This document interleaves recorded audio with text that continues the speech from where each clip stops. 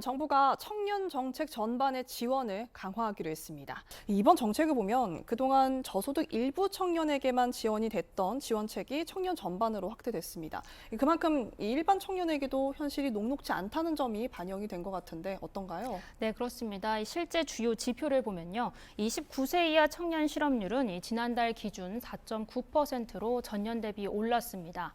고용률은 떨어지면서 전반적인 고용 여건이 악화하는 모습입니다. 구직 활동을 아예 하지 않는 청년 규모도 2022년 이후부터 꾸준히 늘고 있습니다. 졸업 후 첫 취업을 하기까지 취업 준비 기간은 지난해 기준 11개월이 넘는데요. 정부는 청년들의 사회 진출이 늦어지면서 결혼과 출산 등 사회 전체 활력에도 영향을 준다고 보고 이를 실질적으로 개선하겠다는 방침입니다. 사실 청년 정책은 이전에도 꾸준히 있었습니다. 하지만 이제 실제 개선으로 이어지는 경우가 드물었는데요. 이번엔 좀 달라진 점이 있나요? 네, 이 정부가 먼저 본격적으로 청년 정책을 별도로 마련한 건 2020년 청년 기본법이 제정되면서인데요. 일자리와 주거, 교육 등을 망라한 범정부 청년 종합대책을 수립하기 시작했습니다.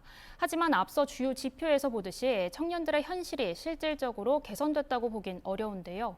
정부도 이 점에 공감하고 청년 정책의 질적 재고를 위해 힘쓴다는 방침입니다. 먼저 정책 수혜 대상을 저소득 취약 청년에만 국한하지 않고 일반 청년 전체로 넓혀 보편적 청년 정책을 본격 추진하기로 했습니다. 또 단순히 연령 차원의 접근이 아닌 생애 주기를 지원해 실효성을 높인다는 방침입니다.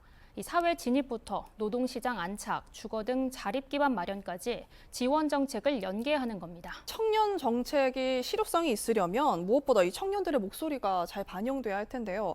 청년들이 정책의 주체로 참여할 수 있는 방안도 마련됐다고요? 네, 맞습니다. 먼저 청년들이 청년 정책과 국가 주요 이슈를 논의할 수 있도록 청년과의 국정대화, 소통 플랫폼을 운영합니다. 특히 일자리와 주거, 교육 등 핵심 정책에서 청년들의 의견이 반영될 수 있도록 전국 권역별 청년총회를 개최한다는 방침입니다.